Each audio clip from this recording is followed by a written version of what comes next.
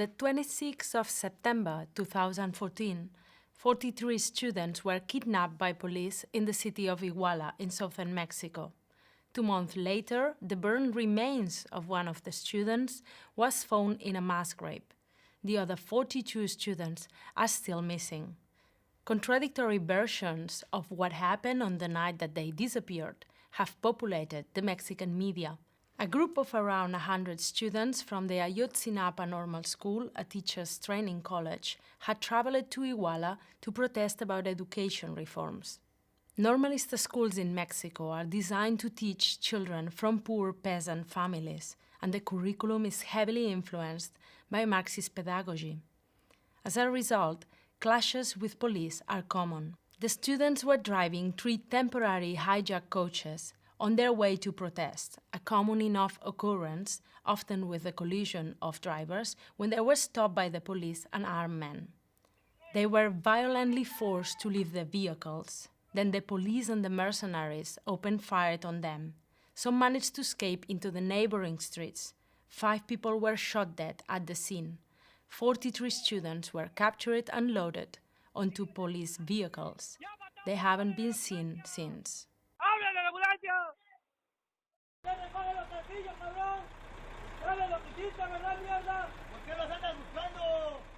The story of the missing students sparked mass demonstrations across the country. On November the 7th, officials announced that the missing students were likely to have been killed by drug cartels.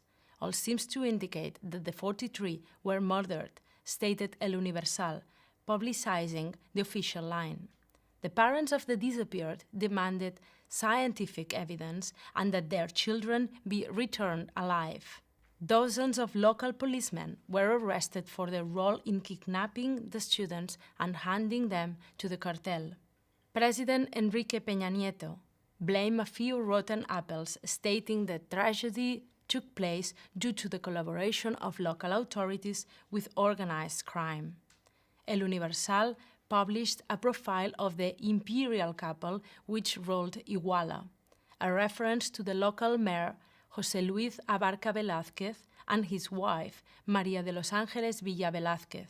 They supposedly had links to the local cartel and had reportedly ordered the ambush to prevent a political meeting from being interrupted.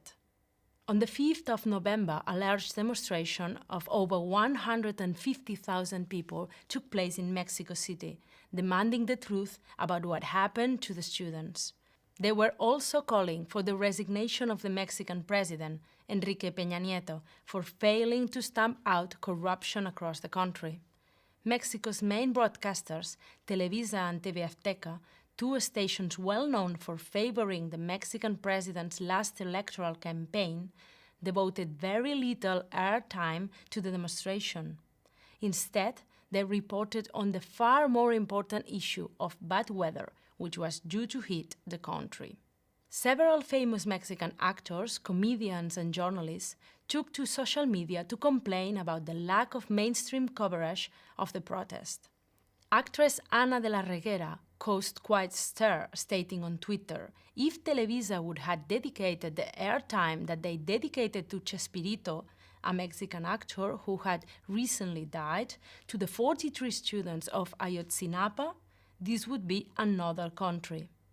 Televisa did, however, dedicate some of their news bulletin to the 43 disappeared students, restating the official line that a war between 2 drug cartels was the reason for their disappearance.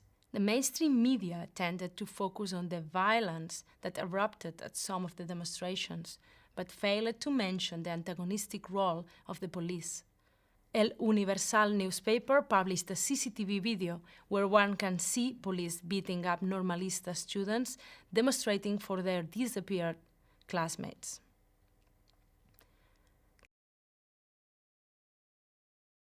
Televisa star reporter Carlos Loret Mola did criticize the state in a personal video he released on social media. This was following the official announcement that the students had most likely been tortured, killed, and burned by the cartel members. He asked what kind of country is this, and compared the events with Nazi Germany. He said nothing like that had happened in Mexico since the student massacres of 1968 and 71. Creo que es la peor tragedia del último medio siglo. Es una brutalidad comparable solo con la Alemania nazi. En México ciertamente nada tan grave desde la represión de 1968 y el 71. Y me parece que el gobierno no debe dar a este expediente el trato de cualquier otro escándalo, porque este es el más terrible de todos los escándalos.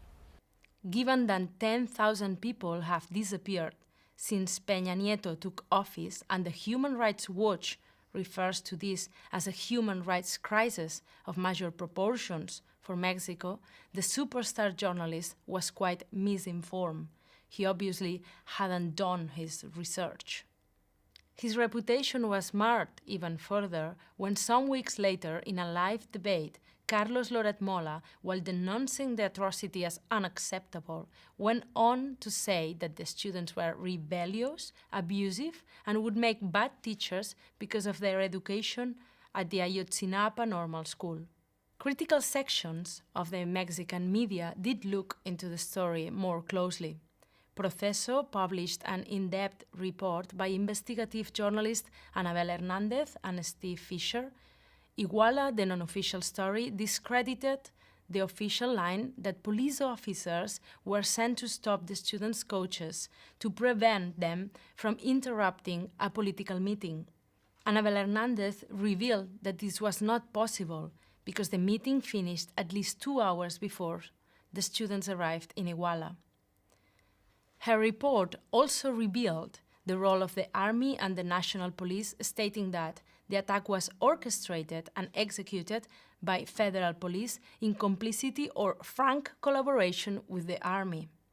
Official documents proved that this brutal assault was planned with no apparent real motive.